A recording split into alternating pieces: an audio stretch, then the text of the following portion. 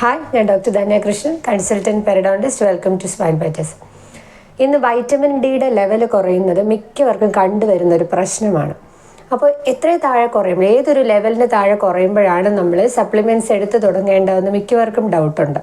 അപ്പോൾ ഒരു 30 താഴെ വരുമ്പോൾ തൊട്ട് നമുക്ക് ചെറിയ സിംറ്റംസ് കണ്ടു തുടങ്ങാം എന്നാണ് പല പഠനങ്ങളും പറയുന്നത്. ഇങ്ങനെയാണ് നമ്മൾ ഏത് ടൈമിലാണ്, എപ്പോഴാണ് നമ്മൾ ശ്രദ്ധിക്കേണ്ടത്, നമ്മളൊന്ന് വൈറ്റമിൻ ഡി ചെക്ക് ചെയ്യേണ്ടത്. നമുക്ക് എന്തൊക്കെ സിംറ്റംസ് കാണുമ്പോഴാണ്? പണ്ട് ചെയ്തുകൊണ്ടിരുന്ന വർക്ക്, നമ്മൾ എന്തെങ്കിലും ജോബ് അല്ലെങ്കിൽ നമ്മുടെ ജോലികളൊന്നും ഇപ്പോൾ നമുക്ക് ചെയ്യാൻ പറ്റുന്നില്ല. അതായത് ക്ഷീണം വരിക, വിശപ്പില്ലായ്മ, പ്രത്യേകിച്ച് കാരണമൊന്നുമില്ലാതെ നമുക്ക് ക്ഷീണം തോന്നുക, വിശപ്പില്ലായ്മ, ഭക്ഷണം കഴിക്കാനുള്ള ബുദ്ധിമുട്ട്, ഇങ്ങനെ വരുമ്പോൾ നമുക്ക് തന്നെ സ്വന്തമായിട്ട് അറിയാൻ പറ്റും ചെറിയൊരു എപ്പോഴും ഒരു ഉറക്കക്ഷീണം, എന്നാൽ തന്നെയും നേരെ ഉറക്കം കിട്ടുന്നില്ല. അതുപോലെ നമുക്ക് ബോണിന് പെയിൻ, എല്ലുകൾക്കെല്ലാം ഒരു വേദന, മസിലിന് പെയിൻ, പണ്ട് ചെയ്തുകൊണ്ടിരുന്ന ജോലികൾ നമുക്ക് ഇന്ന് ചെയ്യാൻ പറ്റുന്നില്ല, എപ്പോഴും മസിൽ ഒരേ സ്ഥലത്ത് ഇങ്ങനെ വേദനയായിട്ടിരിക്കുക, ഒന്നിനും നമുക്കൊരു ഉഷാറില്ലായ്മ, ഒന്നും ചെയ്യാനുള്ള ഒരു ഉണർവില്ല, ശക്തിയില്ല. അങ്ങനെയൊക്കെ തോന്നുമ്പോൾ നമുക്കൊന്ന് സസ്പെക്റ്റ് ചെയ്യാം വൈറ്റമിൻ ഡിക്ക് ലെവലിന് എന്തെങ്കിലും കുറവുണ്ടോ. ഒരു 20-ൽ താഴെ ആവുകയാണെങ്കിൽ ഇപ്പോൾ പഠനങ്ങൾ പറയുന്നത് തീർച്ചയായും നിങ്ങളൊരു വൈറ്റമിൻ ഡി ഡോക്ടറിനെ കണ്ടതിന് ശേഷം വൈറ്റമിൻ ഡി സപ്ലിമെൻറ്റ്സ് എടുക്കേണ്ടതാണ്. കാരണം അത് നമുക്ക് അത്യാവശ്യമായൊരു വൈറ്റമിനാണ്.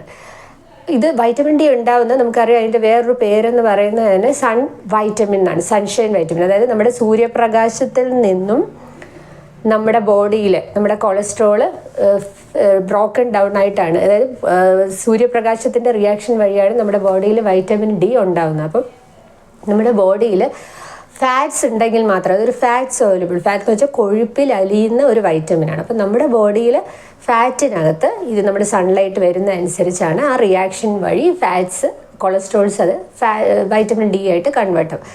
അപ്പോൾ നമ്മളിപ്പോൾ ഇപ്പോഴത്തെ ഒരു കാലാവസ്ഥ അനുസരിച്ച് നമ്മൾ അധികം വെയിൽ കൊണ്ടില്ല എന്നുണ്ടെങ്കിൽ എപ്പോഴും തണുപ്പുള്ള സ്ഥലത്ത് ജീവിക്കുന്നവർക്കും നല്ല വണ്ണം ഉള്ളവർക്കും ഒക്കെ വൈറ്റമിൻ ഡി കുറയാനുള്ള സാധ്യതയുണ്ട്. അപ്പോൾ അങ്ങനെയുള്ളവർ ഈ സിംറ്റംസ് ഒക്കെ കാണുവാണെങ്കിൽ ചെക്ക് ചെയ്യണം. അതുപോലെ തന്നെ നമുക്ക് പെട്ടെന്ന് ഇൻഫെക്ഷൻ വന്നുകൊണ്ടിരിക്കുന്നു, വൈറ്റമിൻ ഡി കുറയുന്നതനുസരിച്ച് നമ്മുടെ ഇമ്മ്യൂണിറ്റിയും കുറയും. അപ്പോൾ ഇൻഫെക്ഷൻ വന്നുകൊണ്ടിരിക്കുന്നു, സ്കിന്നിലെല്ലാം ഇൻഫെക്ഷൻസൊക്കെ വരികയാണെന്നുണ്ടെങ്കിലും നമ്മൾ വൈറ്റമിൻ ഡി ലെവൽ ചെക്ക് ചെയ്യണം. അപ്പോൾ ഒരു 20-ന് താഴെയാണെങ്കിൽ നിങ്ങൾ എന്തായാലും ഡോക്ടറിനെ കാണിക്കണം, സപ്ലിമെൻ്റ് എടുക്കേണ്ടതായിട്ട് വരും. നിങ്ങളുടെ സിംറ്റംസ് അനുസരിച്ച്, ആവശ്യമുള്ള അനുസരിച്ച് ഡോക്ടർ അത് നോക്കിയിട്ട് പറയും. അതുപോലെ തന്നെ കുറേ പേര് വൈറ്റമിൻ ഡിയുടെ എൻ്റെ വീഡിയോയുടെ താഴെ കമൻസ് ഇട്ടായിരുന്നു, മുടി കൊഴിച്ചിൽ ഇതുകൊണ്ട് കാരണമാണത്. തീർച്ചയായും ഹെയർ ഗ്രോത്തിനും വൈറ്റമിൻ ഡി ആവശ്യമാണ്. അപ്പോൾ പെട്ടെന്നൊരു കാരണമില്ലാതെ നമുക്ക് മുടി കൊഴിച്ചിൽ വരുവാണെങ്കിൽ നിങ്ങൾ വൈറ്റമിൻ ഡി ചെക്ക് ചെയ്യേണ്ടതുണ്ട്. അപ്പോൾ ഈ വൈറ്റമിൻ ഡി സപ്ലിമെൻറ്റ്സിന് പകരമായിട്ടല്ല നമ്മൾ ഒരിക്കലും വൈറ്റമിൻ ഡി റിച്ച് ഫുഡ് എടുക്കേണ്ടത്. നമ്മൾ ഒരുപാട് കുറയുകയാണെങ്കിൽ എന്തായാലും സപ്ലിമെൻറ്റ്സ് എടുക്കണം. അല്ലാതെ നമ്മൾ കൂടെ ഏതൊക്കെ ആഹാരം കഴിച്ചാൽ നമുക്ക് വൈറ്റമിൻ ഡി കിട്ടും? മെയിനായിട്ട് നമ്മുടെ കൊഴുപ്പുള്ള ആഹാരങ്ങൾ, അതായത് ഫിഷ് എന്ന് പറയുമ്പോൾ, മീൻ എന്ന് പറയുമ്പോൾ നമ്മുടെ ചൂര, അതുപോലെ അയല, അങ്ങനത്തെ മീനിൽ, ചെമ്മീനിലൊക്കെ വൈറ്റമിൻ ഡി നമുക്ക് ലഭിക്കുന്ന ആഹാരങ്ങളാണ്. അതുപോലെ പാല്, ചീസ്, ബട്ടർ, പാലുൽപ്പന്നങ്ങളെല്ലാം വൈറ്റമിൻ ഡി റിച്ചാണ്. ഓറഞ്ച് നല്ലൊരു സപ്ലിമെൻ്റ് ആണ് വൈറ്റമിൻ ഡിക്ക്. ഓറഞ്ച് കഴിക്കുന്നത്, ഓറഞ്ച് ജ്യൂസ് എല്ലാം നമുക്ക് വൈറ്റമിൻ ഡി ധാരാളമായിട്ട് തരും. ഇപ്പോൾ നോൺ വെജിറ്റേറിയൻ അല്ല, വെജിറ്റേറിയൻ ആൾക്കാർക്ക്, ഇപ്പോൾ ഫിഷ് കഴിക്കാൻ പറ്റാത്തവർക്കാണെന്നുണ്ടെങ്കിൽ കൂണ്, മഷ്റൂം നല്ലൊരു വൈറ്റമിൻ ഡിയുടെ സോഴ്സാണ്. അതുപോലെ മുട്ടയുടെ മഞ്ഞ, ബീഫിൻ്റെ ലിവർ, അതുപോലെ fish liver oil, cod liver ഓയിലെല്ലാം വൈറ്റമിൻ ഡിയുടെ നല്ലൊരു കലവറയാണ്.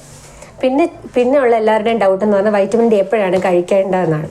അപ്പോൾ അതും ഈ സ്റ്റഡീസ് പറയുന്നത് കഴിവതും നമ്മുടെ മെയിൻ മീലിൻ്റെ കൂടെ, രാവിലെ എപ്പോൾ കഴിക്കുന്നതുകൊണ്ടും കുഴപ്പമില്ല, പക്ഷെ ഉച്ചയ്ക്ക് നല്ല കൊഴുപ്പുള്ള ആഹാരം കഴിക്കുന്നതിൻ്റെ കൂട്ടത്തിൽ ഇത് കഴിക്കുകയാണെന്നുണ്ടെങ്കിൽ നല്ല അബ്സോർപ്ഷൻ ഉണ്ടാകും. കാരണം ഇത് കൊഴുപ്പിൽ അലിയുന്ന ഒരു വൈറ്റമിൻ ആയതുകൊണ്ട് നല്ലവണ്ണം നമ്മുടെ ബോഡിയിൽ അത് വലിച്ചെടുക്കാൻ വേണ്ടിയിട്ട് ഏറ്റവും കൊഴുപ്പുള്ള ഫുഡിൻ്റെ കൂടെ, നല്ല ഫാറ്റി മീലിൻ്റെ കൂടെ, നല്ല ഫാറ്റി എന്നല്ല, നമ്മളെന്നും കഴിക്കുന്നത് തന്നെ ഒരു റിച്ച് മീലിൻ്റെ കൂടെ കഴിക്കുന്നതാണ് ഏറ്റവും നല്ലത്.